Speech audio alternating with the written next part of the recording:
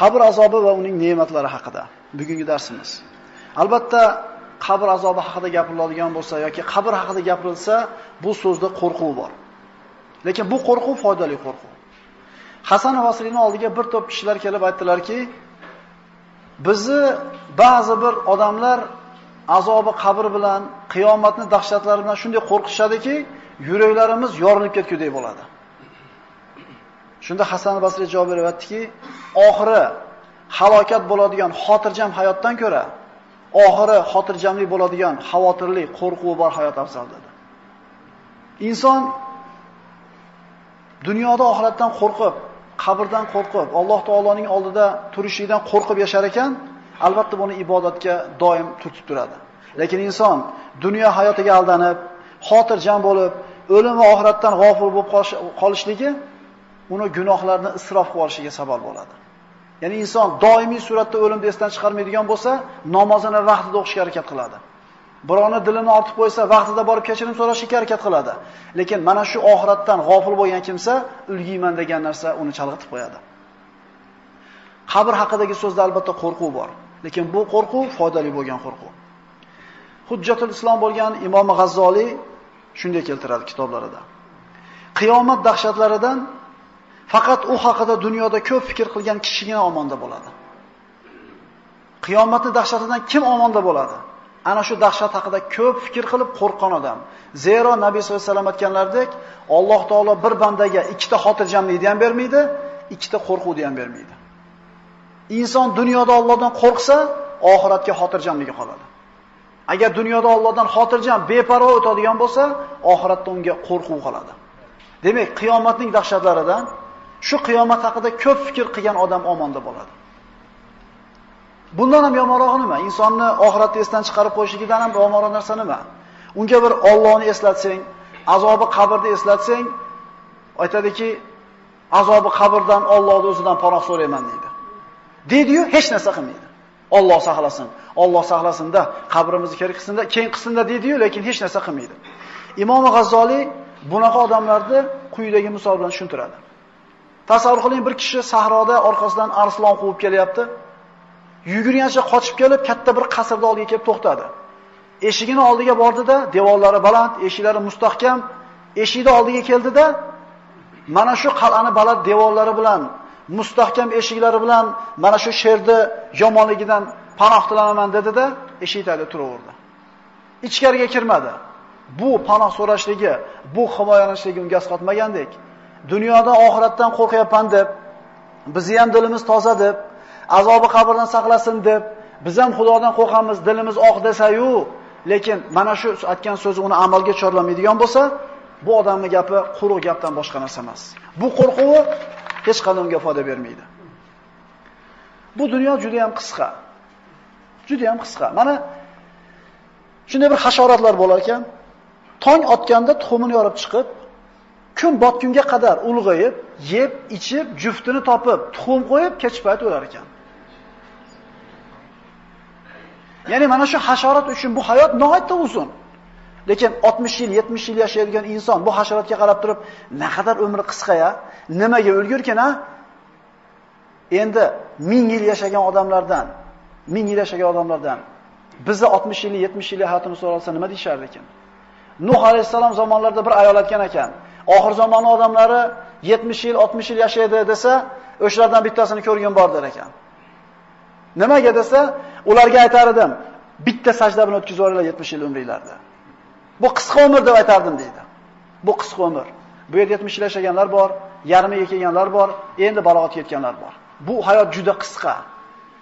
Hayotni qisqaligini Alloh taolo Qur'onda quyidagi oyat bilan bayon qiladi. Astagfirullah. Qala kam labistum fil ardi adada sinin? Qalu labisna yawman aw ba'da yawm fas'alil 'adin. Alloh taolo kofir bandalarni qiyomatda hisob-kitob qilib so'raydi. Yerda qancha yil turdinglar? Ular aytadilar, bir kun yo yarim kun. Sanab turguchi farishtalaringdan so'ragin. Bir kun yo yarim kun. Har kim necha yoshga kirishidan qat'iy nazar, necha yoshga kirganidan qat'iy nazar orqasiga qarasa, bir kun yo yarim kun yashaganga o'xshaydi. 1000 yil yashagan bo'lsa ham, 1 yil yashagan bo'lsa ham. Alloh dedi, agar sizlar biladigan bo'lsangizlar, dunyoda juda oz turdingiz. Ya'ni sizlar abadiyda bo'lgan hayotinglar juda oz muddat edi. Birodarlar, 100 yilda oldida 70 yil nima? 1000 yilda oldida 70 yil nima? Endi abadiyatni oldida 70 yil nima? Mana shu hayot peshonamizda turibdi. Mana shu hayot oldimizda turibdi. Yoki sizlarning gumoningizcha dedi Alloh taolo, afa hasibtum annama xalaqnakum abatan va annakum ilayna la turja'un. Mana qo'limdagi qalam ma'lum bir maqsadda yasalgan, yaralgan emas, yasalgan. O'zini ishini bajara olmay qolgan kuni irg'itilinadi. Mana bu ustida yonib turgan lampochkani ichidagi kichkinagina wolframni uzilib ketsa, ustidagi figurasi har qancha chiroyli bo'lmasin, nima qilamiz? Tashlab yuboramizmi? Ana shu lampochka o'zini ishini bajara olmay qolgan paytda hech kimga kerak bo'lmay qoladi. Xuddi shunga o'xshaganda inson dunyoga keldi, maqsadi bitta edi undan. Insonni yaralishidan maqsad bitta edi, Allohga qulchilik qilishlik edi. Va ma xalaqtul jinna val insa illa liya'budun dedi Alloh. Men jinlarni ham insonlarni ham menga ibodat qilsin deb yaratganman dedi.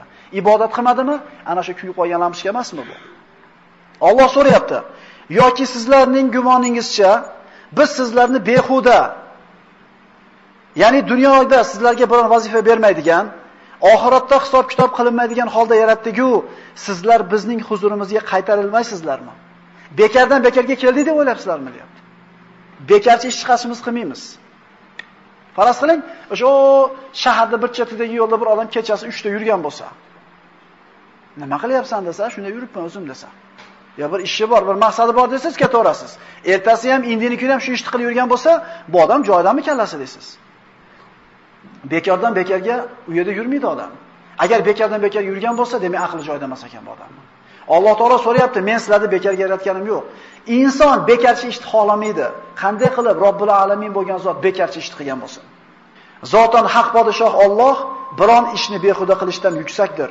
Hech qanday iloh yo'q, magar u ulug' arsh sohibidir. Alloh taolo faqat qo'rqitib qo'ymasdan amal qilishlikka buyuradi. Alam ya'ni lil ladina amanu an takhsha'a qulubuhum li zikrillah wa ma nazala minal haqq wa la yakunu kal ladina utul kitaba min qabl fatala alayhimul amad faqasat qulubuhum va kathirun minhum fasiqun. Iymon keltirgan zotlar uchun dillari Allohning zikriga va nozil bo'lgan haq Qur'onga moyil bo'lish vaqti kelmadimi? Mo'min bo'ladigan bo'lsanglar, Allohning zikriga moyil bo'ladigan vaqt kelmadimi? 60 yil yashab ajali kelmagan kishiga hujjat qoyim bo'lmadimi ziyoniga? 30 ga kirib to'satdan keladigan halokatlardan omon bo'lib, o'lmasdan yashab turganligi unga Allohning zikriga moyil bo'lishiga vaqt kelganligini belgisi emasmi? Balog'atga yetib, aql hushini tanigan odamlarga Allohni tanib, uni zikriga moyil bo'ladigan vaqt kelmadimi? Nimani kutadi inson?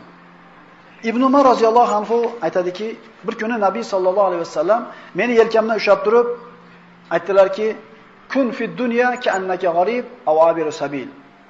Dunyoda g'aribdek yoki musofirdek bo'l dedi. Safarga ketayotgan odam shu safar uchun eng kerak bo'lgan zarur narsalarnigina oladi. O'zi ko'p narsani olgisi keladi, lekin iloji yo'qda ko'tarib ketishlikda. Eng zarurini oladi. Yurishlik qiyin bo'lganligi uchun. Dunyoda musulmon odamga, umuman insonga nima kerak desa, oshiqcha narsa kerak emas. Mana birodar, Ramazonda turibmiz. Ozgina ertaman narsa yesak ham yuribmiz, ha? Demak, inson hojatga ham kamroq borasiz. Nimaga desa, oshiqcha narsa yeyilmayapti-da. Insonga yeyotgan ovqat o'zi oshiqcha ekan hozirgi kunda. Kiyayotgan kiyim oshiqcha ekan, solayotgan uy oshiqcha ekan. Insonga nima kerak? O'sha umurtqasini tikka qiladigan, aql hushini joyida qiladigan ozgina ovqat kerak. Issiqdan, sovuqdan ehtiyot qiladigan kiyimi boshidan bitta tom kerak. Albatta uni marmar bilan uyning sahnasini bezashi shart emas. U ham o'ladi, bu ham o'ladi. Ibn Umar roziyallohu anhu mana shu hadisni qachon eslasa qo'shib qo'yardi o'zidan. Agar tong ottirgan bo'lsang, kech kirishini kutma. Agar kech kirgizgan bo'lsang, tong otishini kutma. Sog'ligingdan bemorligingga, hayotingdan o'limingga olib qo'y. Sog'ligingda ibodat qilib ol, sog'ligingda ishlab ol. Kasal bo'lib qoladigan bo'lsang, namoz o'qiy olmay qoladigan bo'lsang, tahorat usha olmay qoladigan bo'lsang, yoshligingda qilib qo'ygan bo'lgan. Endi tirikligingdan o'ligingga olib qo'y. Mana aytdik, qaysi sadaqa afzal desa, sog'lom, baxil, kambag'al bo'lib qolishdan qo'rqib, boy bo'lishingdan umidvor bo'lib turgan holingda qilgan sadaqang afzal. O'layotganingda falonchiga po'kinchiga dema, endi pul o'shalarniki dedi Nabiy sollallohu alayhi vasallam. Tirikligimizdan o'limimizga olib qo'yishimiz kerak bo'ladi. Aqida-i Tahoviyaning sharhida shunday so'zlar keltiriladi. Rasulullohdan qabr azobi va ne'mati, ikki farishtaning savoli haqidagi xabarlar mutawatirdir.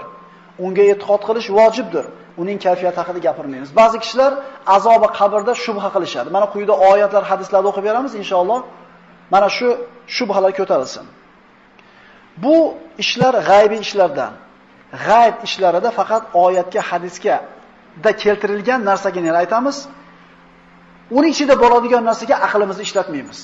Qana qilib bo'lishi mumkin. Qabrga kirgizib qo'ysa, o'tkazib qo'ysa, bosh tegib qolsa. Qana qilib uncha kelib ikkita farishta sig'adi.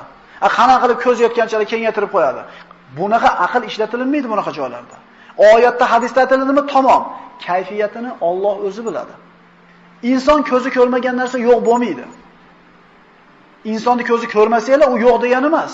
To'kni ko'rmaysiz, issiqni ko'rmaysiz, sovuqni ko'rmaysiz, haroratni ko'rmaysiz, havoni ko'rmaysiz. Uni ko'radigan, uni his qiladigan boshqa a'zolar bor. Ovozni ko'z bilan bilib bo'lmaydi. Uni ko'radigan alohida asbob bor.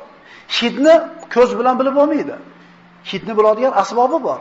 Xuddi shunga o'xshagandek, g'ayb ishlariga siz bilan biz aqlimizni ishlatishimiz shar'an man qilinadi. Alloh taolo aytdimi, payg'ambar aytdimi, ishonaveramiz. Insonning ruhi Alloh taoloning huzurida qaysi kitobga yozilishligi xabar aytilgandan keyin jasadiga qaytariladi. Endi bu jasadiga qaytishlik siz bilan biz ko'rgandaqa holatda bo'lmaydi. Qana bo'ladi? Alloh a'lam. Mana bitta misol. Ruhni jasaddan chiqib qaytib ketishiga bitta misol. Hammamiz ko'rganmiz. Hammamiz bo'lamiz har kuni. Uxlayotgan odamni qarasangiz, tillayotgan bo'ladi. Bezovta bo'layotganini ko'rasiz. Yuragi takappuk bo'lib uyg'onib ketadi cho'chib. U tirikmidi, o'laymidi? Tirigan emasdi, o'lagan emasdi. Tirik desangiz, harakatlanmayapti, ixtiyori qo'lida emas. O'lik desangiz, yuragi uryapti. Birovni qarasangiz, kuladi uxlayotgan joyida. Birov yuguradi, tipirchilaydi. Ya'ni mana shu uyqu xos bir boshqacha hayot. Siz bilan biz uyg'onganda o'tkazadigan hayotimizdan boshqacha hayot. Dunyoda o'zida ikkilashyapti inson. Uyg'onib olma dedi, yuragim takappuk bo'lib ketdi, yomon qiylanib ketdim. Uyg'onsam tushim ekan, Allohga shukr dedim. Yo bo'lmasam, shuni uyg'onsam tushim ekan, uxlayapman dedim. Zo'r narsa bo'lyapti deydi. Ya'ni rohatini ham his qiladi, mashaqqatini ham sezadi, lekin u dunyoda o'zida. Xuddi shunga o'xshagandek, qabrdagi hayot ham siz bilan biz bilgan hayotdan boshqacha hayot. Buni kayfiyatini Alloh subhanahu va taolo o'zi biladi. Quyida bu Aqidatu Tahoviy kitobining sharhida keladi. Biling, qabr azobi u barzax azobidir. Jazoga loyiq holda vafot etgan har bir kishi, diqqat qilinglar. Jazoga loyiq holda o'lgan har bitta kishi qabrga ko'miladimi, ko'milmaydimi? Yo'lbars yeb ketadimi? Kuyib kul bo'lib ketadimi? Kulini shamol uchirib ketadimi? Dengizga cho'kib ketadimi? Qabrga kirgan odamning ustida qanaqa ishlar bo'lsa, hammasi sodir bo'ladi. Hisob-kitob, farishtani kirishi, qovurg'alarning bir-biriga kirishib ketishligi, o'tkazib qo'yishligi va hokazolar. Qanday qilib turpoq kuyib kul bo'lib ketgan bo'lsa, vallohu alam. Har bitta o'lgan kishi qanaqa holatda o'lib, qaysi holatda yo'q bo'lib ketgan bo'lsa ham, qabr azobiga loyiq bo'lsa, qabr azobini totadi. Bu Alloh taoloning qudratidagi narsa.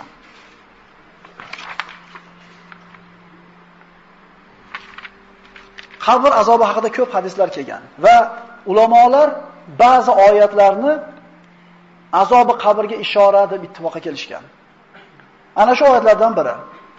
وَلَوْ تَرَى إِذِ الظَّالِمُونَ فِي غَمَرَاتِ الْمَوْتِ وَالْمَلَائِكَةُ بَاسِطُو أَيْدِيهِمْ أَخْرِجُوا أَنفُسَكُمُ الْيَوْمَ تُجْزَوْنَ عَذَابَ الْهُونِ. Ey Muhammad, bu zolimlarni o'lim girdobida qolgan, o'lim farishtalari qo'llarini cho'zib, jonlaringizni beringiz. Bu kun Alloh sha'niga nohaq gaplarni aytganingiz va uning oyatlaridan yuz o'girib, kibri havo qilganingiz sababli xorlik azob bilan jazolanadigan kuningizdir. Boshqa oyat. Sanu'azibuhum marratayn thumma yuradduna ila azabin azim. Biz deydi Alloh taolo, ularni qayta azoblaymiz. Ya'ni 2 marta azoblaymiz deydi. So'ngra buyuk azobga kirib ketadi. Buyuk azob qachon bo'ladi? Qiyomatda bo'ladi. Shu qiyomatgacha nima deyapti Alloh? 2 marta azoblaymiz deydi. Bittasi dunyodagi qatl qilinishligi, dunyodagi xorligi bo'lsa kofirlarda. Ikkinchisi qabrdagi azob. Uchinchisi qiyomatdagi azob deyilyapti. Mana shu oyatdan bilinib turibdiki, azobi qabr haq. Quyida o'qiganimiz oyat karimadagi dalilni ulamolar azobi qabrni bor ekanligining eng katta dalili deyshadi. Va haqa bi ali fir'auna su'ul azab.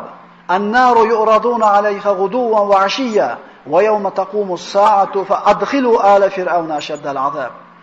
Mana hammamiz bilamiz, Musa alayhisalom qissasida o'qiganmiz. Fir'avn oilasi mana suvga cho'kib o'lgan Fir'avn qo'shini bilan Fir'avn oilasi erta-yu kech har kuni 2 marta azobga borib o'tiradi. Har kuni. Bas Alloh u iymon keltirgan kishini ularning yomon makr hilalardan saqladi va Fir'avn xonadonini yomon azob o'rab oldi. U azob bir olovdirki, ular erta-yu kech o'shanga ko'ndalang qilinib kuydirilurlar.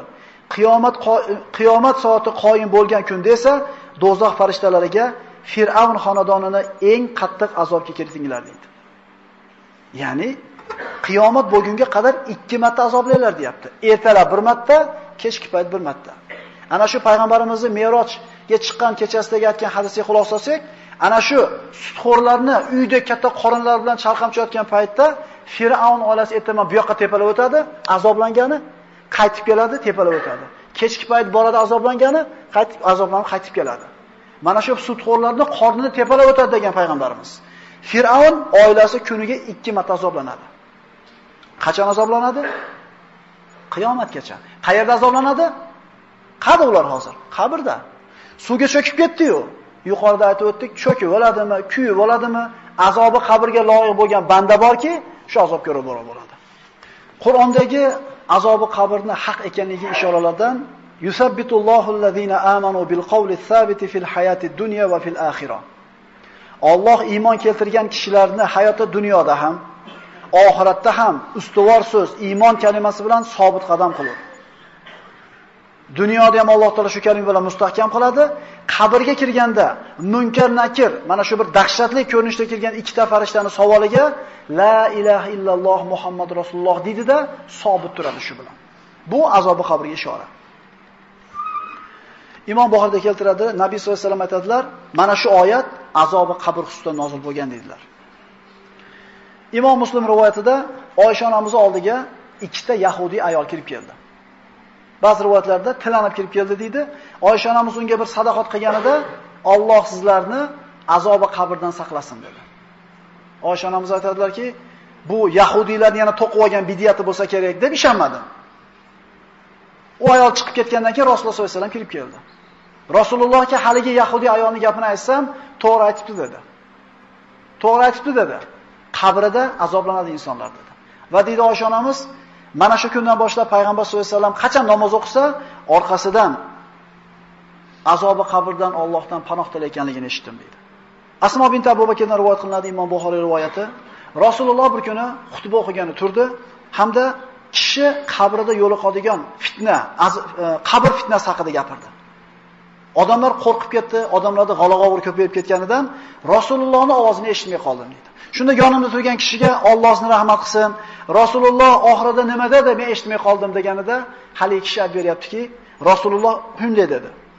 Menga vahiy qilindiki, sizlar Dajjal fitnasidan avval qabrlaringizda fitnalanasizlar. Har bitta kishi qabrga kirganda fitnaga uchraydi. Birodarlar, Usmon roziyallohu anhu qabr haqida gapirsa tinmay yig'lar edi. Sababi qabrda yolg'iz turaman deydi. Qabrda yolg'iz turaman deydi. Yolg'iz qolamiz. Nabiy sallallohu alayhi vasallam Banu Najjor yerlaridagi bir ekinzordan o'tib ketar ekan, bir 3 ta, 4 ta yoki 5 ta qabrda oldidan o'tib ketar edi, eski qabrlar. Ot hurkib ketdi. Payg'ambar sollallohu alayhi vasallam yiqilib tushishga yaqin bo'ldi. Shunda payg'ambarimiz shuni to'xtadilarda, qabrlarni ko'rib, bu qabrda egalarni kimlar taniysizlar? Bir kishi men tanimayman ya Rasululloh dedi. Kim edi bular? Qachon o'ldi bular deb so'raganida, ha bular ancha bo'ldi o'rganiga shirk holatda o'tib ketdi ular dedi. Ya'ni mushrik holatda o'tib ketdi dedi. Shunda Rasululloh sollallohu alayhi vasallam bu ummatlar qabrlarida balolanmoqdalar, mushrik bo'lib o'tib ketganliklari uchun. Agar sizlar bir-birlaringizni qabrga ko'mmay qo'yishinglardan qo'rqmaganimda, Allohga duo qilib, men eshitayotgan ularning ovozini eshittirishini Allohdan so'rardim deydi.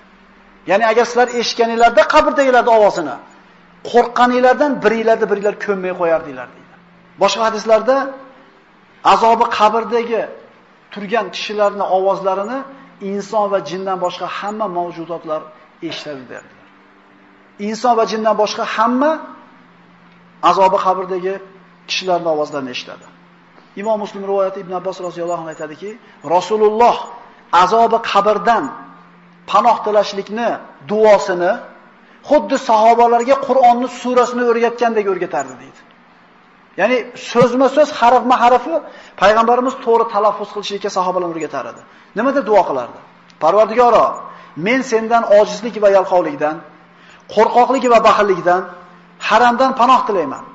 Azobi qabrdan, tiriklar va o'liklarning fitnasidan panoh so'rayman. Payg'ambarimizdan sahih hadislarda azobi qabrdan panoh so'raganligini bilib turib, yana azobi qabrga iymon keltirmaslik bu katta halol bo'ladi. Aqulu qawli hadha va astagfirulloh li va lakum. Assalomu alaykum va rahmatullohi va barakatuh.